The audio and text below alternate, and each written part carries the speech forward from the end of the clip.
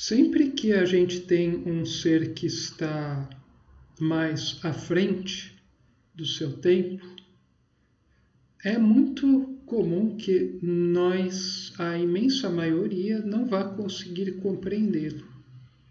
Inclusive, se esse ser é muito intuitivo, já está muito sintonizado com um mundo futuro, que é possível exteriormente, mas ainda muito distante em termos de evolução interior, essa pessoa mesma vai fazer esforços incríveis para conseguir colocar sua mente, né, e seu atuar em sintonia com esse vislumbramento, com essa intuição advinda de uma sintonização profunda.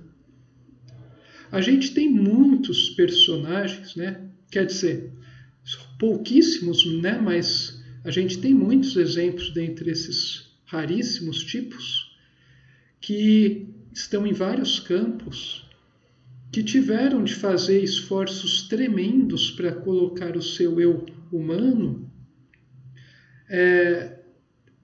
de forma alinhada com esse eu superior que elas sentiam com tanta intensidade. E isso explica muitas coisas. Geralmente, quando a gente enxerga, né, quando a gente observa a pessoa genial, né, o santo, o herói, o místico, o gênio, seja da ciência ou das artes ou do pensamento, da vivência, quando nós observamos esses tipos de pessoas, quando nós estudamos, vemos um filme sobre a vida dessa pessoa, é muito comum nos depararmos com uma pessoa cheia de complicações, né? Muito perturbada, que sofria muito, né? Às vezes era confusa ao transmitir as suas ideias, as suas visões, transmitir o que para ele era óbvio numa linguagem acessível aos outros, mesmo aos seus pares, né? Dentro de um nicho muito específico. A gente percebe isso na ciência, às vezes uma pessoa que está à frente ainda assim tem dificuldade em transmitir essa intuição para o seu grupo de pesquisa. Na arte também a gente percebe que às vezes há incompreensão por parte do grupo, quanto mais da sociedade. Na administração, na liderança dos povos, nós percebemos que sempre há esse descompasso. Né? Por quê? Porque o ser já está se antecipando. O ser está sintonizado com uma forma de inteligência superior. Uma vivência superior acaba permeando a sua vida toda, e isso começa a se desencaixar dos padrões dos outros, mesmo do seu grupo que se propõe a avançar em determinado campo. Então, a genialidade ela é sempre mal interpretada, ela é incompreendida. E em todos os campos, cada campo de uma forma vai trazer essa incompreensão. Porque você precisa fazer um esforço tremendo para conseguir traduzir o intraduzível para uma linguagem mais ou menos acessível. E a gente teve vários exemplos aqui ao longo de toda a nossa história humana. Nós temos esses exemplos também na esfera social, na esfera econômica, da política, que são as esferas que mais influenciam o modo de vida humana. Sempre influenciaram e continuam influenciando de maneira forte. E até hoje, essas esferas sempre foram tratadas de um ponto de vista racionalista, normativo e etc., objetivo. Elas foram vistas como o máximo em si mesmo e não como apêndices que buscam ordenar a humanidade para que ela atinja um grau superior de organização. Então, na grande síntese, nos capítulos finais, fala-se muito a respeito do que vai ser um direito mais evoluído, uma economia mais evoluída, um sistema político mais evoluído. Inclusive, os últimos, antepenúltimo e no último capítulo é falado sobre a função do Estado futuro, né? Qual vai ser o papel do Estado numa nova humanidade. E no livro, muitas coisas são esclarecidas.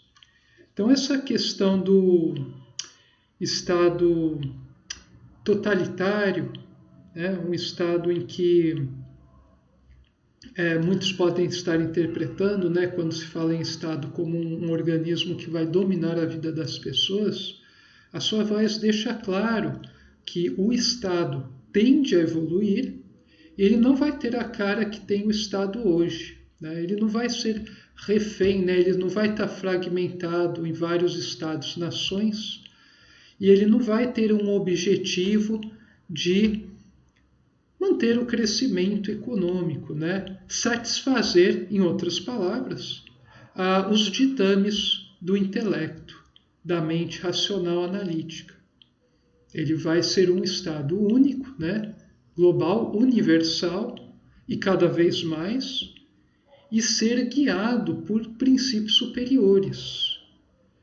Ele vai ser um Estado que vai saber aplicar métodos subjetivos e objetivos simultaneamente, a fim de destacar os supernormais, valorizá-los e colocá-los em uma posição onde eles possam cumprir seu dever, e colocar os subnormais no seu devido lugar também, para que esses possam se melhorar e ir se conscientizando a seu ritmo.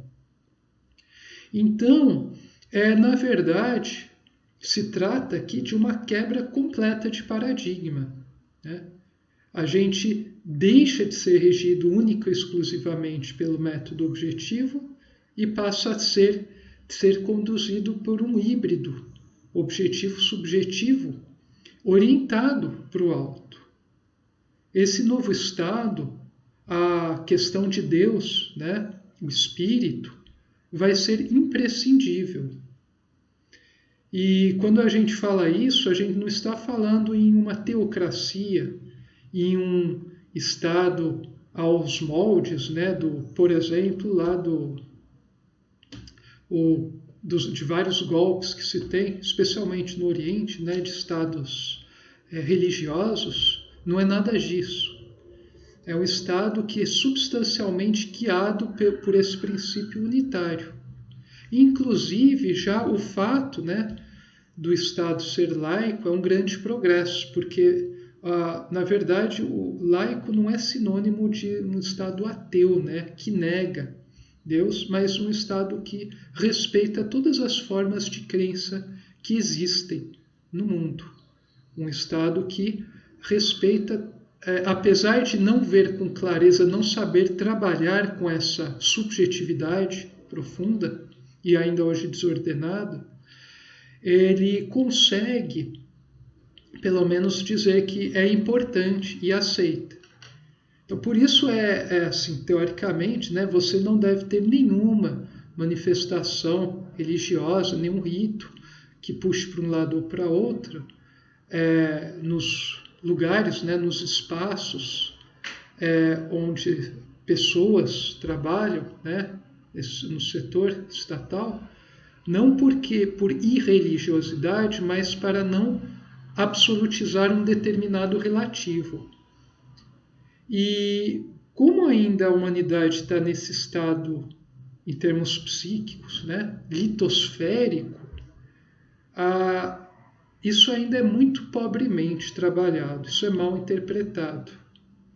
E a sua voz vem afirmar, na grande síntese, de que o estado futuro ele vai ser um superorganismo que vai dar o máximo de liberdade possível e de forma diferenciada. Essa liberdade vai ser proporcional ao grau de maturação evolutiva atingido por cada grupo, por cada indivíduo. E vai ser mais justo, justamente por causa disso. Ele vai estar tratando de maneira diferenciada os atores, né, que têm o menor ou maior grau de evolução e, portanto, têm um papel a cumprir mais ou menos importante, né? Na verdade, todos os papéis são importantes dentro dessa hierarquia, mas a hierarquia será mais justa, digamos assim, né? A hierarquia aqui, numa civilização orientada pelo espírito, uma civilização do espírito, vai estar mais próxima da hierarquia do sistema do que da hierarquia do antissistema, coisa que ainda impera no nosso mundo, onde os valores são invertidos. Então, a gente vai ter uma visão completamente diferente do que significa todas essas coisas. O ser humano hoje está com nojo da economia, da política, sobretudo da política, né, onde o embate, a questão humana, ela é mais pronunciada ainda do que na economia, justamente porque nós estamos ainda percebendo apenas o nosso passado histórico, vendo a natureza humana, né, o nosso horrendo passado e a reprodução dele no presente, de forma muito sofisticada através do intelecto, e não estamos conseguindo conceber o futuro das coisas. Não estamos conseguindo vislumbrar que, para além do modo atual de operação, existe um outro modo que para muitos está no inimaginável, está no inconcebível. Então, por isso não se consegue falar, né, relacionar coisas do âmbito político, né, do mundo econômico, com essas questões espirituais, com Deus, universo, evolução, reforma íntima e por aí vai. Coisa que a obra de Pietro Baldi consegue fazer. Especialmente, né, o livro A Grande Síntese, que trata sobre a questão evolutiva, parte da matéria chega até a super-humanidade dos milênios futuros, consegue concatenar tão bem, né? É muito bem explicado nesse volume. É magistral, é fantástico. E com isso fica muito claro o que é de fato essa humanidade futura. Como é que ela vai ser moldada em linhas gerais? Como ela vai ser estruturada? Quais serão seus valores e quais serão os princípios que irão reger toda essa comunidade, né? Toda essa humanidade futura. E humanidades de humanidades. Então, nós temos aí, nesses capítulos, um verdadeiro roteiro, né? Uma grande síntese em termos de coletividades humanas, de como vai operar as nossas instituições futuras. O que vai ser um Estado futuro? O que vai ser o direito? A economia? Como é que vai ser o trabalho? Qual vai ser a definição de trabalho, de fato? E por aí vai. E a gente começa a perceber que está muito longe do que ainda é feito hoje em dia, né? O trabalho hoje em dia é encarado como a imensa maioria dos trabalhos, na verdade, é de baixo nível e alguns até um antitrabalho, né? E daí a gente começa a perceber várias contradições. As pessoas ficam descontentes, abandonam as coisas, não sem razão, só que elas não conseguem vislumbrar a evolução de tudo isso. Elas não conseguem ver o que essas coisas vão se transformar. Então elas jogam pedra, né? A gente percebe que quem está já percebendo a podridão desse sistema não quer nem saber desses empregos formais, que não é algo para sugar a pessoa e a pessoa não cresce nesse lugar, né? Nem no sentido profissional, nem no sentido intelectual, nem no sentido afetivo, social. É tudo baseado em falsidade, em aparência, em reprodução de coisas antiquíssimas, né? E muitos recusam isso, né? A política é a mesma coisa, as pessoas vão recusando porque elas não veem em profundidade o que está ocorrendo. E por aí vai, né? Tem gente que vê que essa ciência materialista não serve, mas ela é impotente diante do que as tendências da vida apontam. Só que daí muitas dessas pessoas acham que tem que jogar tudo fora, inclusive coisas importantes, e caem às vezes nos auês, né, nos kumbaya, que mesmo que tenha questões profundas envolvidas, é de certa maneira um retrocesso, uma reprodução de práticas do passado, né, tribais ligadas à natureza, que tem vários aspectos positivos, mas não são uma projeção para o futuro. Então a gente fica nisso, né, tentando avançar, muitos ricocheteiam e voltam para trás, né, vão para uma vida mais natural, um naturalismo, mas negam todos os aspectos do momento, né, todos os progressos que foram trazidos. Isso também é um outro equívoco, porque nós, para avançarmos, nós precisamos superar o atual. E superar não é jogar fora e abraçar o que era importante lá no passado, né? É ir além do que está aqui, né? Pegar os elementos do passado substanciais, e eu não estou falando aqui apenas uma forma de vida mais natural, mas também grandes ideias do passado que foram trazidas, só que foram muito, até hoje, muito porcamente trabalhadas pela humanidade, né? Como as religiões, como grandes ideais políticos, né? De unificação da humanidade, ideal da justiça social, trazê-los em termos substanciais, mas desenvolvê-los de uma maneira mais profunda para que haja de fato uma implementação sustentável dessas questões, né? A gente percebe que assim essas coisas sempre voltam de outra maneira, né? Mesmo com as experiências fracassadas do passado, o ser humano insiste, ele mantém a sua religiosidade, né? Apesar de todas as atrocidades cometidas pelas igrejas, a imensa maioria da humanidade acredita em algo superior que está além da sua capacidade de compreensão. Só que não na forma que a vovó, né, nossos bisavós praticavam, né? A mesma coisa no campo político, no campo da justiça social. Então, você tem várias experiências que foram aplicadas de maneira muito, muito rasas, emborcadas, que gerou em várias catástrofes, né? E logo a gente percebe que o poder continua na mão de poucos, que continuam explorando, só que de uma forma diferente, né? Vide a Revolução Francesa e a Revolução Russa. Mas a gente percebe que assim o desejo continua palpitando, né? E vai assumindo novas formas.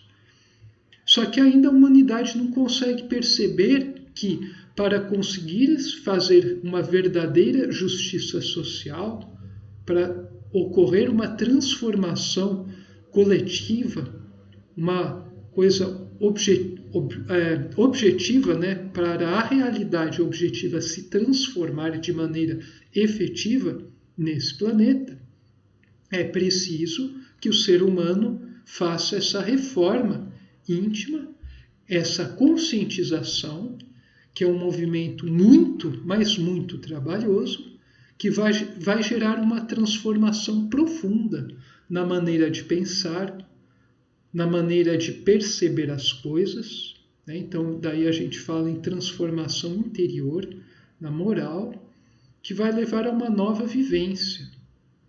E isso vai acabar se manifestando no meio, né? E isso vai se propagar, né? Vai acabar influenciando os outros. e também os outros acabam influenciando a pessoa, e daí você vai tendo uma onda. Então é assim que deve ser feita essa transformação do mundo. A transformação começa por nós mesmos e nós atuamos nesse movimento ascensional. E é muito interessante porque isso explica praticamente tudo e coloca tudo numa base sólida, né? Coloca tudo numa base sólida e muito mais afirma do que nega. É realmente transformador quando a pessoa percebe que não existe nenhuma... Você não vai ter que abandonar uma coisa e ir para um lado quando você percebe as coisas monisticamente, né? Quando você tem essa cosmovisão que a sua voz trouxe a respeito de toda a fenomenologia universal. Então você consegue ver a política, entender por que está assim, entender que a solução não é negar completamente ela, mas você tentar imprimir um tom evolutivo nela. Você começa a... Quando você vê as coisas de forma tão profunda, você começa a fazer um esforço para que todo o seu ser, né, sua intelectualidade, sua mente, né, suas emoções e até seu corpo físico se esforcem por se melhorar para que possam traduzir de forma cada vez mais cristalina essa verdade, já que ecoa há milênios na humanidade. Então, muitas das coisas que eu melhorei em minha vida, né, eu estudei muitas coisas, aprendi alguns idiomas, penso em aprender um pouco de música futuramente, leio sobre assuntos distintos, vejo vários filmes interessantes, eu vivencio coisas diferentes, eu busco absorver o máximo possível de cada experiência e busco crescer, não para acumular coisas, para daí constar no currículo ou falar para os outros quantas coisas diferentes eu sei fazer ou eu fiz, mas porque eu sinto que a única maneira de conseguir fazer com que o mundo evolua, né, e de transmitir o que eu realmente sinto há muitos anos, é justamente eu melhorar a ferramenta que pode fazer essa transmissão para os outros. Não muito pouco através de argumentação, de fala, mas muito mais através de vivência. Então, é como se o espírito estivesse puxando ao máximo, né, a matéria para que ela se sutilize ao máximo possível para que fique mais transparente o que está lá no fundo, né?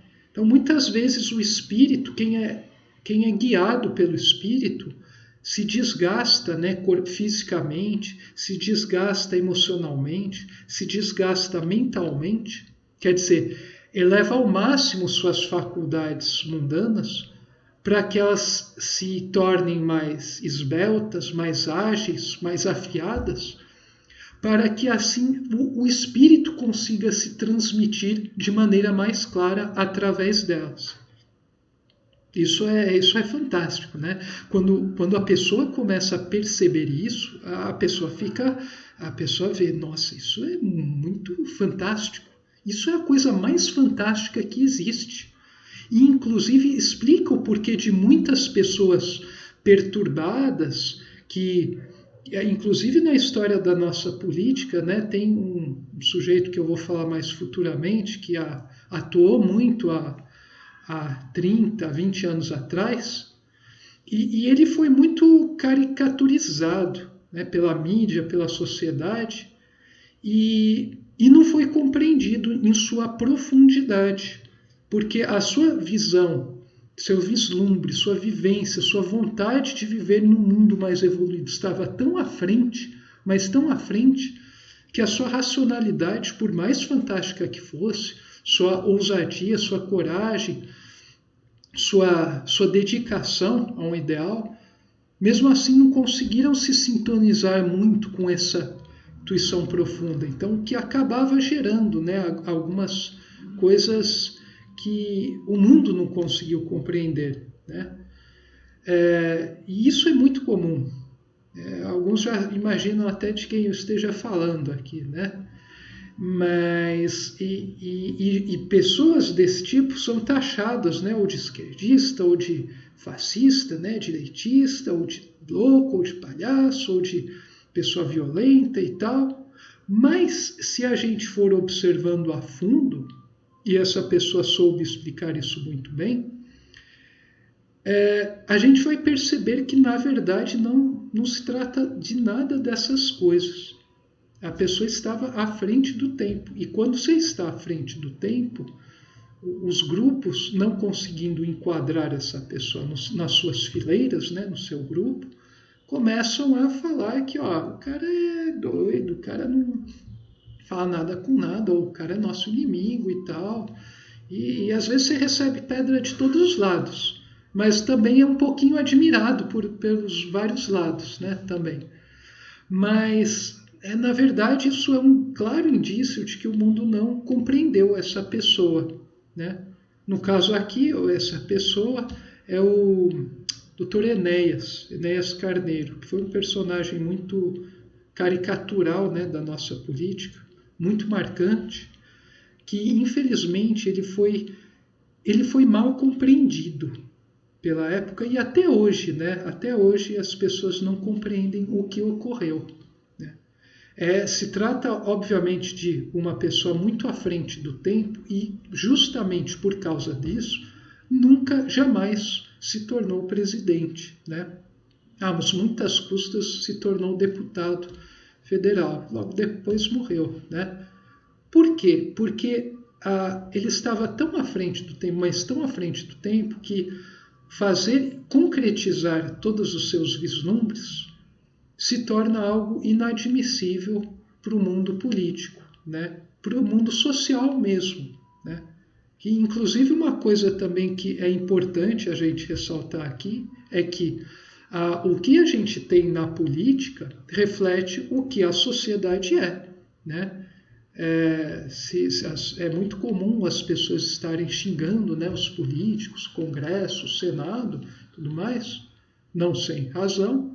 Mas a pessoa precisa compreender também que os governantes de um povo, né, os líderes de um povo, refletem o grau de consciência desse povo.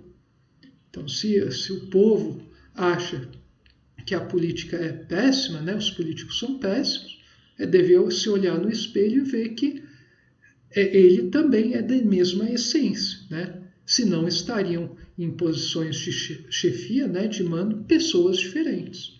Isso vale não só para a política, mas como a elites, né, que os povos possuem.